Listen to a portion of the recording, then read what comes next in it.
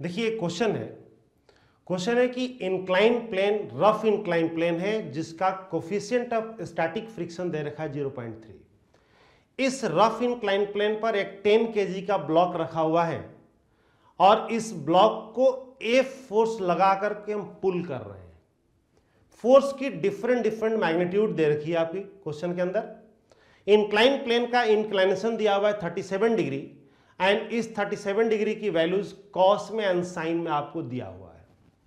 हमें क्या बताना है कि बॉडी रेस्ट पर है, इसके लिए फ्रिक्शन फोर्स का मैग्नीट्यूड कितना होगा एंड फ्रिक्शन फोर्स की डायरेक्शन क्या होगी। इसके लिए सबसे पहले हमें यह देखना पड़ेगा कि यहां पर mg के जो कंपोनेंट हैं ये mg cos 37 and mg sin 37, इसमें mg sin 37 की वैल्यू कितनी होगी, क्योंकि mg sin 37 ही डिसाइड कर पाएगा कि बॉडी किधर चल पाएगी। अगर mg sin 37 की वैल्यू इस 40 न्यूटन से ज्यादा हो गई, उस मोमेंट पर क्या होगा, फ्रिक्शन इधर जनरेट हो जाएगा। और अगर mg sin 37 इस 40 न्यूटन से कम हो जाएगी तो फ्रिक्शन इधर जनरेट हो जाएगा। तो ये वैल्यू पर डिपेंड करता है कि mg sin 37 की वैल्यू क्या है। तो सबसे पहले हम कैलकुलेट करें कि mg sin 37 की वैल्यू क्या होगी।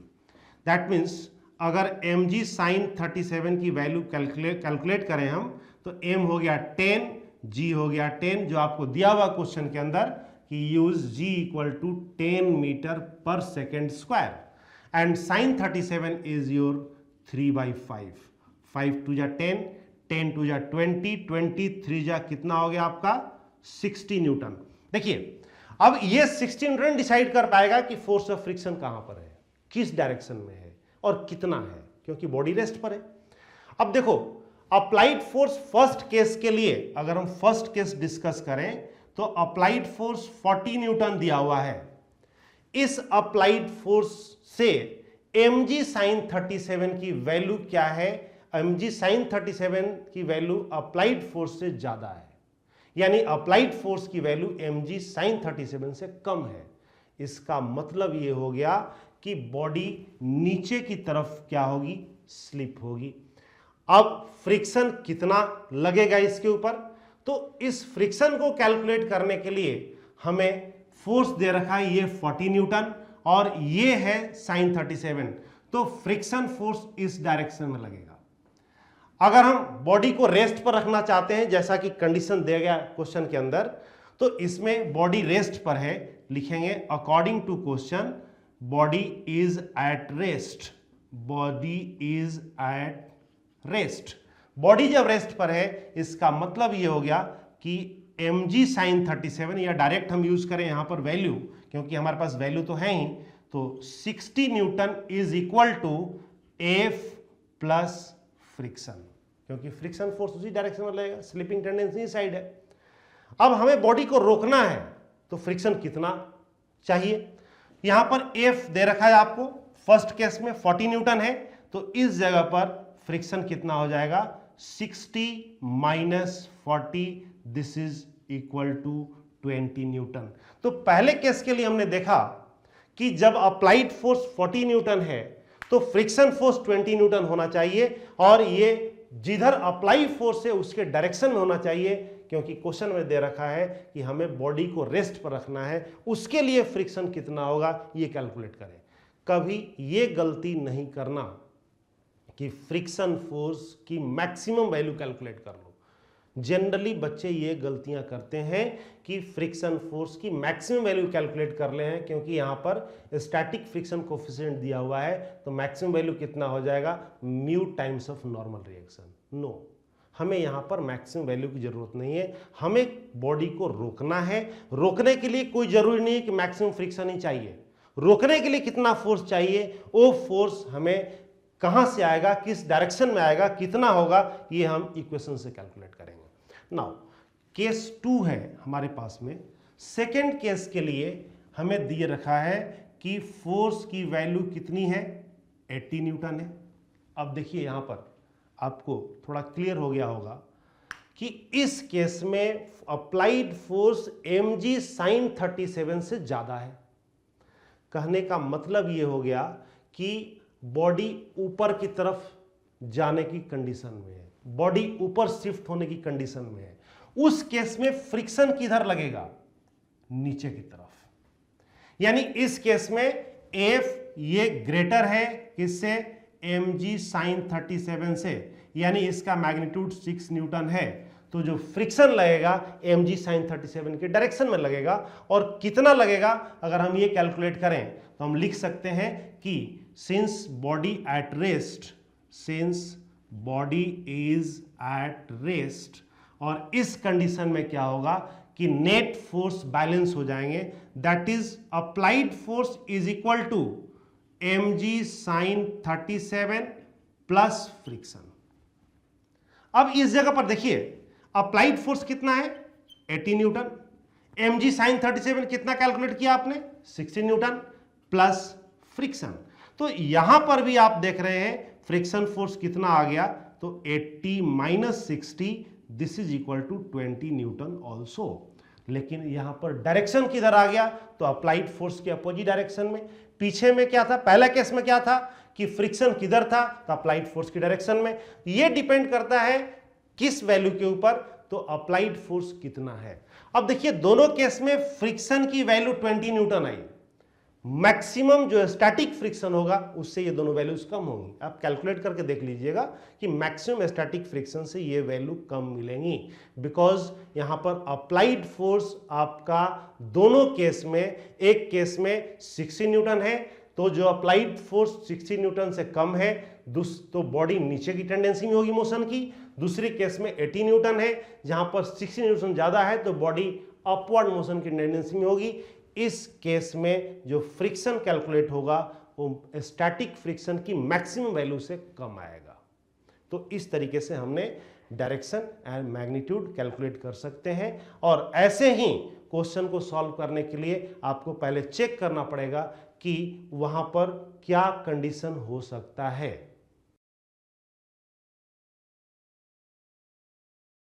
देखिए क्वेश्चन है, क्वेश्चन में क्या है कि रफ सरफेस है, रफ सरफेस से एक पुली अटैच है, और आप देख रहे हैं कि इस पुली के सहारे एक स्ट्रिंग, मासलेस स्ट्रिंग से दो ब्लॉक को अटैच किया गया है।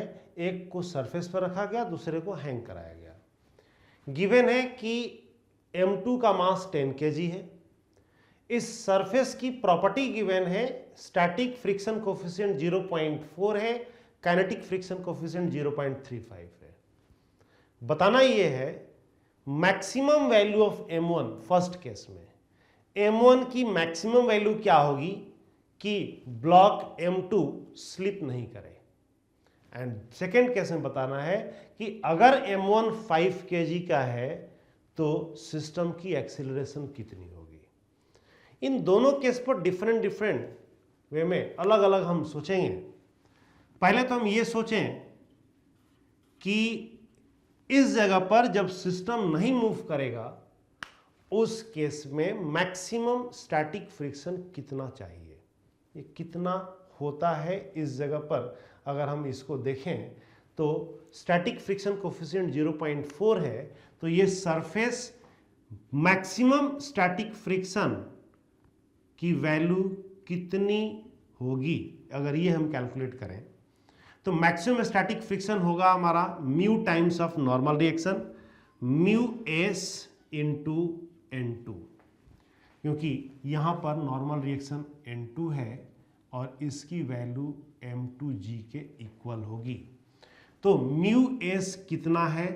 0.4 इंटू N2 कितना हो जाएगा? तो 100, and this is equal to 40 newton. यानी सिस्टम नहीं चलने के लिए मैक्सिमम फ्रिक्शन जो ऑफर कर रहा है वो 40 न्यूटन है। यानी 40 न्यूटन तक ये सिस्टम नहीं चलेगा। 40 न्यूटन से कम फोर्स लगाएंगे तभी नहीं चलेगा।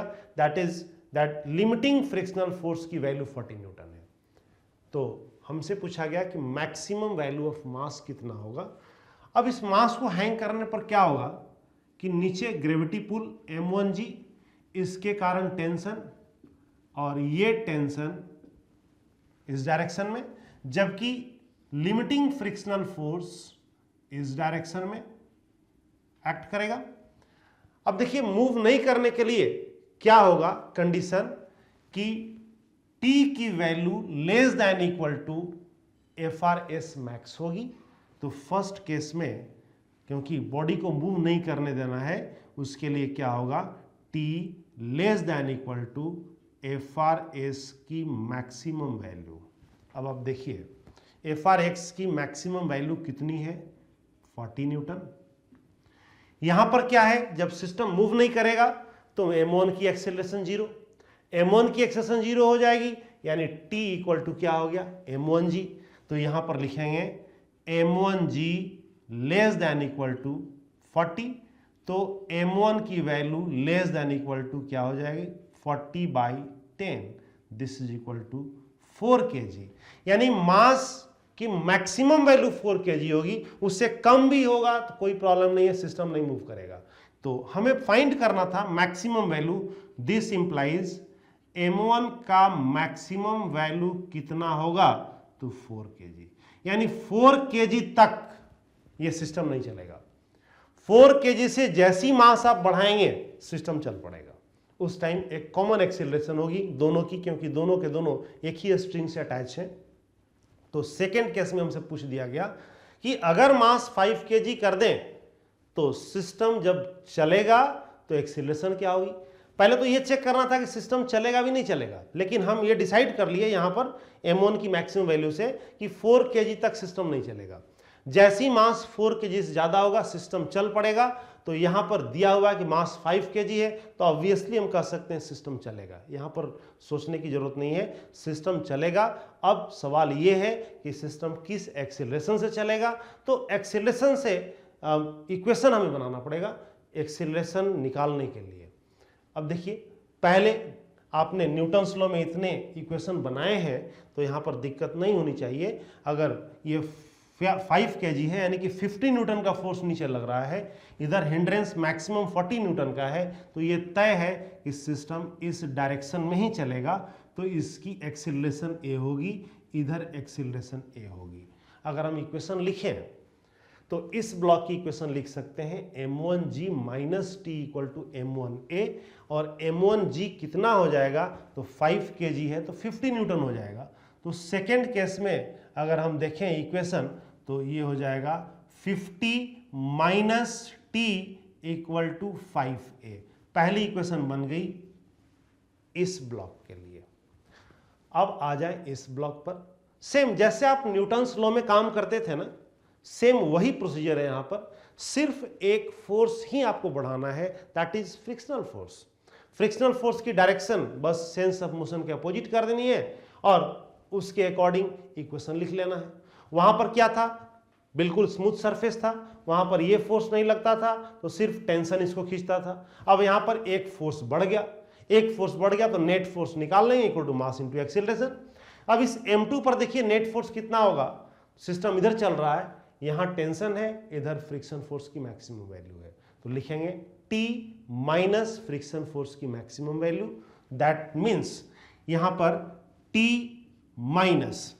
अच्छा एक चीज यहां पर एक प्रॉब्लम यह है कि जब बॉडी चल पड़ी तो वहां पर मैक्सिमम वैल्यू हम नहीं लिखेंगे। जनरली बच्चे ये गलती करते हैं कि फ्रिक्शन फोर्स की मैक्सिमम वैल्यू जो कैलकुलेट किया हुआ है इसको यहां पर डाल देंगे। ऐसा नहीं करना है, क्योंकि जब बॉडी मोशन में आ गई तो उस मोमेंट पर स्टैटिक फ्रिक्शन नहीं है, उस जगह पर क्या है काइनेटिक फ्रिक्शन है। और काइनेटिक फ्रिक्शन की फोर्स आपको निकालना पड़ेगा कि काइनेटिक फ्रिक्शनल फोर्स कितना है। तो उसके लिए आपको कोफिशिएंट ऑफ काइनेटिक फ्रिक्शन दे रखा है 0.35। तो काइनेटिक फ्रिक्शनल फोर्स कितना हो जाएगा, तो हम यहां पर कैलकुलेट अगर करें तो काइनेटिक फ्रिक्शनल फोर्स 35 न्यूटन आ जाएगा, क्योंकि 0.35 इंटू नॉर्मल रिएक्शन कितना हो गया m2 इंटू जी, यानी कि 10 इंटू 10 100, यानी 0.35 इंटू 100 कितना हो गया 35 न्यूटन। तो 35 न्यूटन काइनेटिक फ्रिक्शन होगा। यहां पर गलती से स्टैटिक फ्रिक्शन की मैक्सिमम वैल्यू नहीं डालनी है, बिकॉज बॉडी मोशन में है तो हम यूज करेंगे फ्रिक्शनल फोर्स काइनेटिक। तो यहां पर हो गया ये T minus 35 is equal to mass कितना है 10 into A. This is second equation. अब देखिए इन दोनों इक्वेशन को सॉल्व करना है, t से t कैंसिल, क्या बच गया 50 minus 35 equal to 15a and this is equal to 15 equal to 15a, so a equal to 15 by 15 equal to 1 metre per second square. तो इस तरीके से हमने देखा कि अगर मास 5 kg कर दें तो सिस्टम की acceleration 1 metre per second square आ जाएगी, लेकिन अगर मास 4 kg से कम होगा टिल 4 kg तक तो सिस्टम नहीं चलेगा। तो इस तरीके से आपने देखा कि अगर क्वेश्चन में दिया हुआ है जो चीज़, हमने उसको सोचने के लिए क्या क्या पैरामीटर यूज किए, किस तरीके से सोचे। तो इस तरीके से आप प्रॉब्लम को एक बार पढ़ें और पढ़ने के बाद आप सोचें और सोचने पर फिर आप अप्लाई करें कॉन्सेप्ट्स को, प्रॉब्लम निश्चित रूप से सॉल्व हो जाएगा। देखिए क्वेश्चन है, क्वेश्चन में कि एक हेमीस्फेरिकल बाउल है। हेमीस्फेरिकल बाउल का सरफेस रफ है जिसका कोफिशिएंट ऑफ फ्रिक्शन दे रखा है 1/3 और एक इंसेक्ट यहां से क्रॉल करते हुए ऊपर जाता है। बताना यह है कि ये इंसेक्ट कितना एंगुलर डिस्प्लेसमेंट की मैक्सिमम वैल्यू क्रॉल करेगा, यानी कि अल्फा कितना क्रॉल करेगा, इस अल्फा की वैल्यू बतानी मैक्सिमम, कि उसके बाद स्लिप कर जाए। यानी कि हमें बताना है कि इंसेक्ट मैक्सिमम कहां तक जाएगा जबकि उसके बाद क्या हो जाएगा, स्लिप करेगा। एक मोमेंट आएगा दैट इज इक्विलिब्रियम का, जहां पर वो मैक्सिमम वैल्यू अल्फा की आएगी। हमें वही बताना है और आपके लिए ये 4 ऑप्शन दिए गए हैं, first, second, third, fourth. Calculate करने के बाद हमें पता चलेगा कि इसमें से कौन सा ऑप्शन करेक्ट है। यानी अब हम देखें इस इंसेक्ट के डायनेमिक्स के बारे में। मान लीजिए इस इंसेक्ट का मास m है और अगर हम इस पर अगर डायनेमिक्स अप्लाई करें, इस इंसेक्ट के ऊपर अगर हम सारे फोर्स को देखें तो पहला फोर्स mg आएगा नीचे की तरफ। हमने मान लिया m क्या है, मास ऑफ इंसेक्ट। ध्यान रहे हमने ये डेटा एज्यूम किया है, आंसर के अंदर ये डेटा नहीं होना चाहिए। कभी भी याद रखना, अगर कोई चीज आप एज्यूम करते हो कुछ भी क्वेश्चन के अंदर, आंसर उसके टर्म में नहीं आना चाहिए, आंसर उससे इंडिपेंडेंट आना चाहिए। ऑलवेज आंसर जो गिवन डाटा है उसमें आना चाहिए। यहां भी आप देखिए जितने ऑप्शन है वो सब गिवन डेटा के टर्म में है।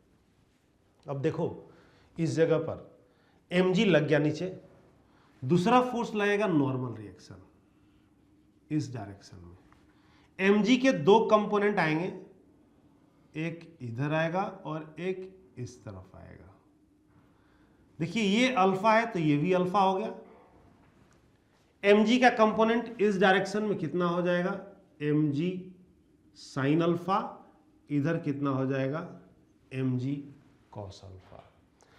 मैक्सिमम पोजीशन पर क्या होगा, स्लिपिंग टेंडेंसी नीचे, क्योंकि जैसे जैसे इंसेक्ट क्रॉल करेगा और एक मोमेंट बाद जाकर स्लिप हो जाएगा, इसका मतलब कि जहां पर मैक्सिमम क्रॉल करके गया ये अल्फा, उस जगह पर स्लिपिंग टेंडेंसी नीचे है लेकिन स्लिप नहीं कर रहा है। जब स्लिपिंग टेंडेंसी नीचे होगी उस हालात में फ्रिक्शन किधर जनरेट करेगा, उसके अपोजिट डायरेक्शन में। तो यहां पर फ्रिक्शन फोर्स इस डायरेक्शन में जनरेट हो गया।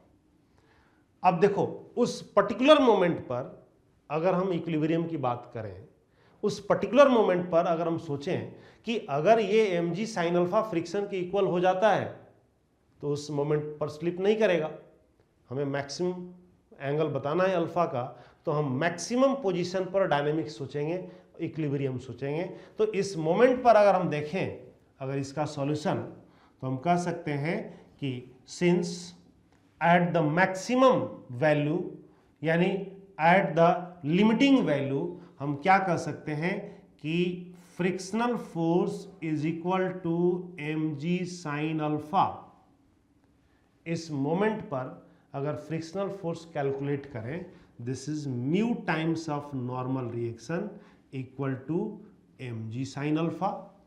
अब देखिए यहां पर नॉर्मल रिएक्शन है mg कॉस अल्फा के इक्वल, तो हम कहेंगे mu times of normal reaction हो गया mg cos alpha equal to mg sine alpha, क्योंकि आपने सबसे पहले ये देखा है n इक्वल टू क्या है mg कॉस अल्फा, इसकी वैल्यू हमने यहां ले ली।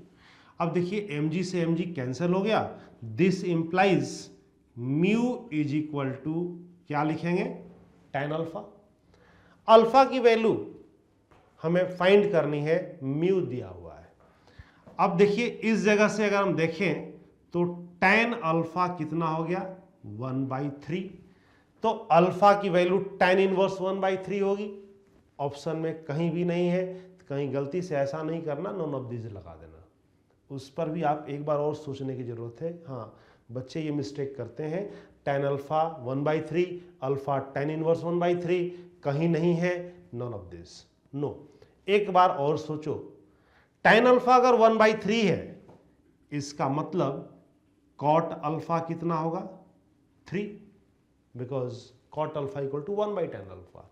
जब cot अल्फा 3 है, इसका मतलब अल्फा कितना हो गया cot इनवर्स 3। देखिए आपके ऑप्शन के अंदर फर्स्ट ऑप्शन है cot इनवर्स 3, तो आप उस टाइम अगर जल्दीबाजी में नॉन ऑफ दिस कर जाते, गलत हो जाता, जानते हुए गलत हो जाता, लेकिन जल्दीबाजी नहीं करनी है। सबसे पहले अगर ऑप्शन नहीं मिल रहा है, एक बार अपने ऑप्शन को जरा चेंज करो, चेंज करने के बाद देखो कि हाँ उसके अंदर कोई है नहीं है, उस पर अगर उसके बावजूद भी नहीं मिल रहा है, तब जाके आप नॉन ऑफ दिस आप टिक कर सकते हैं। अदरवाइज पहले अपने ऑप्शन को एक बार पढ़ो और अपने क्वेश्चन को पहले उस ऑप्शन की तरफ ले जाने की कोशिश करो। अगर हो जाता है तो ठीक है, अदरवाइज नॉन ऑफ दिस तो है ही। तो इस तरीके से हमने देखा कि कैसे हम अल्फा की मैक्सिमम वैल्यू कैलकुलेट किए। एक क्वेश्चन है कि एक ब्लॉक जिसका मास m है, उसको एक रफ सरफेस पर रखा गया, जिसकी कोफिशिएंट ऑफ फ्रिक्शन म्यू दी हुई है, और कहा गया कि उस ब्लॉक को फोर्स लगा करके आपको पुल करना है। तो बताना यह है कि कितने एंगल पर फोर्स लगाया जाए और उस फोर्स की मिनिमम वैल्यू कितनी होगी just begin to motion of the block.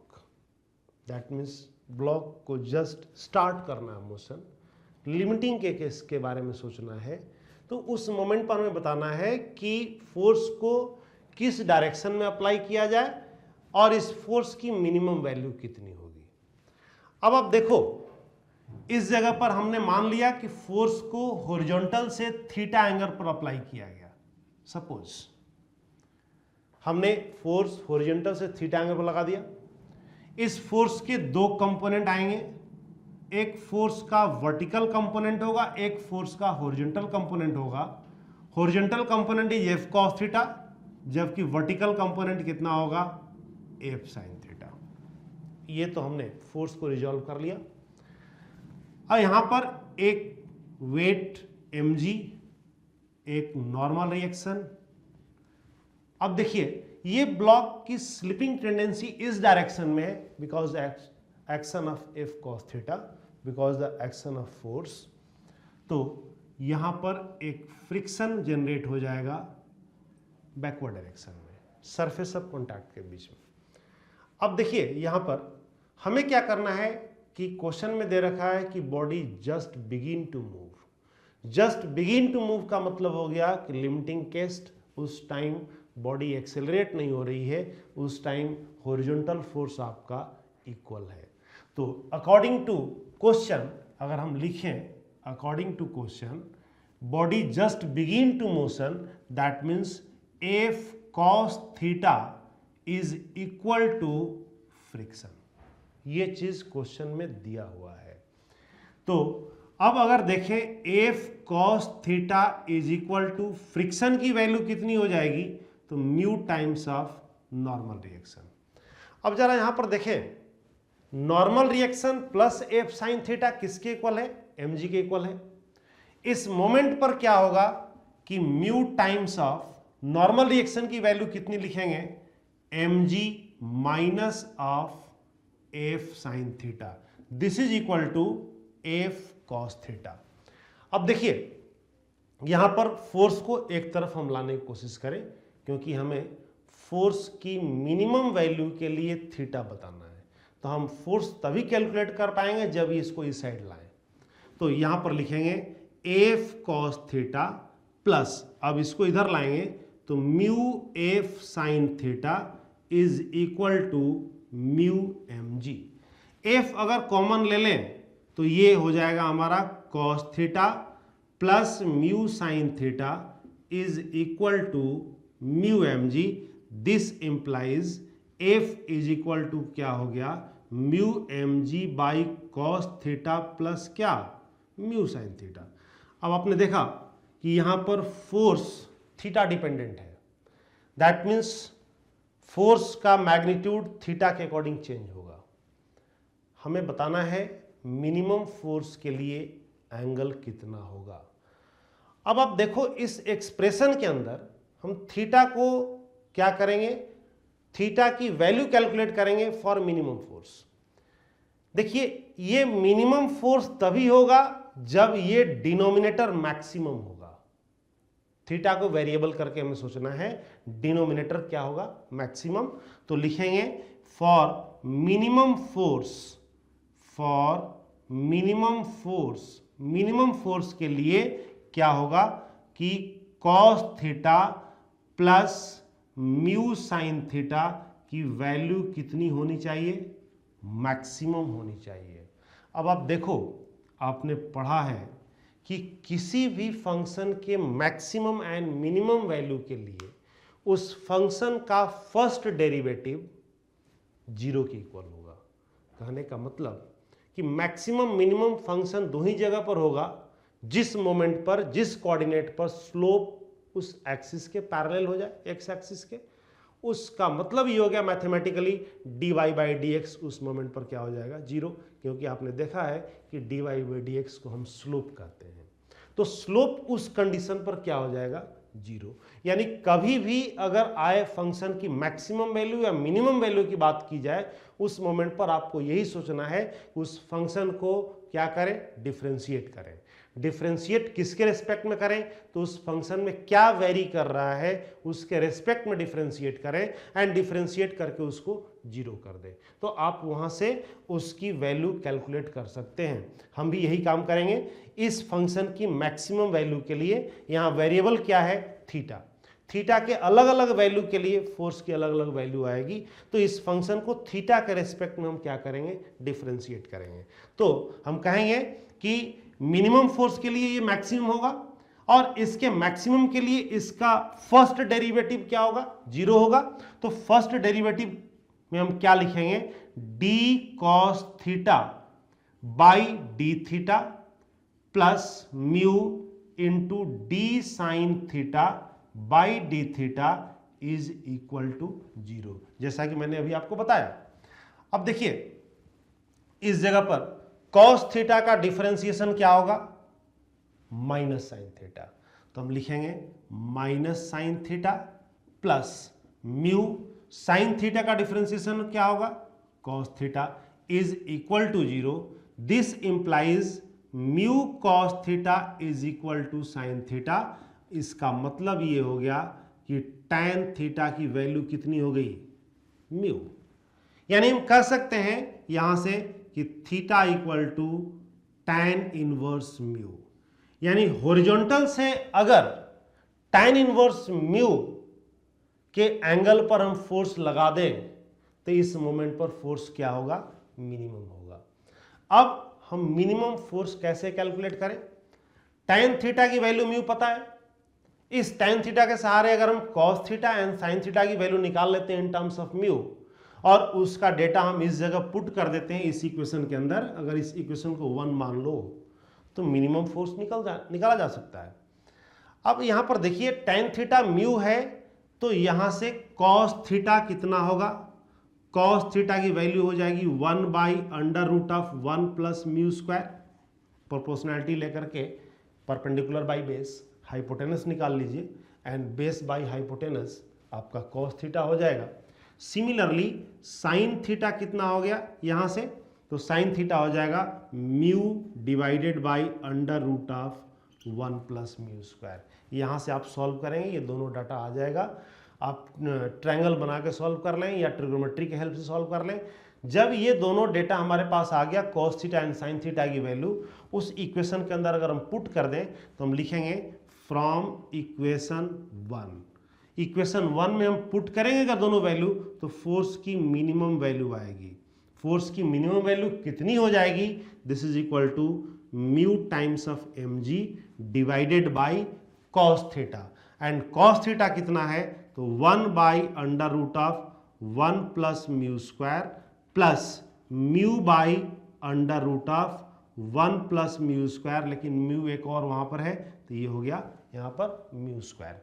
अब देखिए ये हो गया म्यू mg डिवाइडेड बाई, अगर हम एलसीएम ले लेते हैं under root of 1 plus mu square, अगर हम दिनों में एलसीएम ले लें तो यहाँ क्या बच जाएगा, 1 प्लस म्यू स्क्वायर बच जाएगा। अब आप देखो इसको हम यहाँ से काट सकते हैं under root of 1 plus mu square से, यानी हमारे पास फोर्स की मिनिमम वैल्यू कितनी आ गई, तो फोर्स की मिनिमम वैल्यू आ गई mu mg divided by under root of 1 plus mu square. यानी इतना मिनिमम मैग्नीट्यूड ऑफ फोर्स अगर इतने एंगल पर लगा दे तो block just begin to move. In this situation हमने क्या किया, सारा के सारा फोर्स इक्वलाइज करके हमने फिर उसकी कंडीशन ले ली कि मिनिमम कब होगा, तो उसका डिनोमिनेटर मैक्सिमम होगा, एंड मैक्सिमम के लिए हमने उसको फिर डिफरेंशिएट करके थीटा की वैल्यू निकाली, एंड देन थीटा की वैल्यू यहां पुट कर दी, क्वेश्चन सॉल्व हो गया।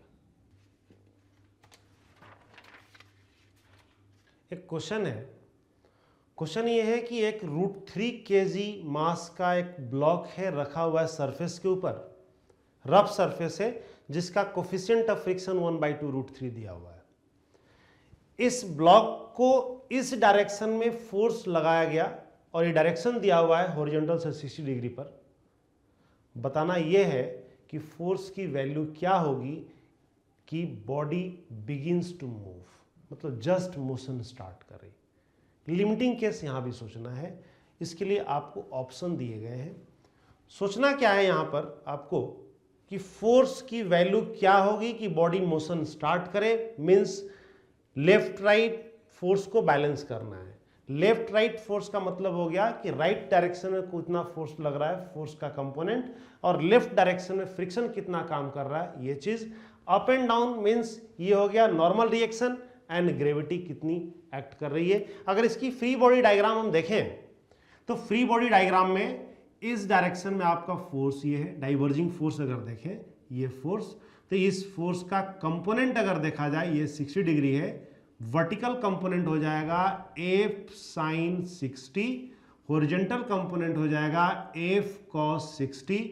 इस डायरेक्शन में नॉर्मल रिएक्शन, इस डायरेक्शन में mg हो गया √3 इंटू जी, और तब इस डायरेक्शन में फ्रिक्शन डेवलप हो गया। अब अगर लिमिटिंग केस की बात हम करें तो लिमिटिंग केस में हम लिखेंगे कि F cos 60 is equal to friction. Friction को अगर हम लिखें this is equal to mu times of normal reaction, और इसको भी लिखें तो mu times of normal reaction को क्या लिखेंगे, √3 into G, √3g plus F sin 60। अब आप देखिए इसको इधर लाएं, अगेन फोर्स कैलकुलेट करना है, तो F cos 60 minus of mu F sin 60 equal to √3 mu into G, right.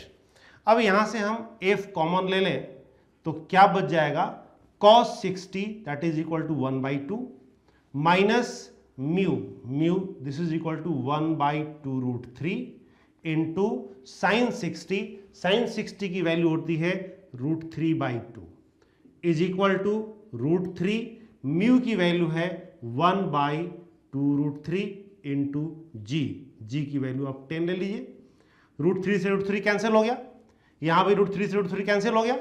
अगर इसको सॉल्व करें तो हम ये देखेंगे कि फोर्स यहाँ पर आ गया आपका 1/2 minus 1/4, this is equal to 1/4। This is equal to what, 10 divided by 2। तो इस 2 से 10 को काट दें 5 टाइम्स तो ये आ जाएगा 5। देयरफॉर फोर्स कितना हो गया, तो 4 × 5, दिस इज 20 न्यूटन। कहने का मतलब इस केस में अगर 20 न्यूटन हम फोर्स अप्लाई कर दें हॉरिजॉन्टल से 60 डिग्री के एंगल पर, तो body just begin to slide. और ऑप्शन में देखिए 20 न्यूटन है कि नहीं, तो ऑप्शन फर्स्ट करेक्ट हो गया। यानी हम कह सकते हैं कि मिनिमम फोर्स जो होगा बॉडी को मूव कराने के लिए इस कंडीशन में कितना होगा, 20 न्यूटन।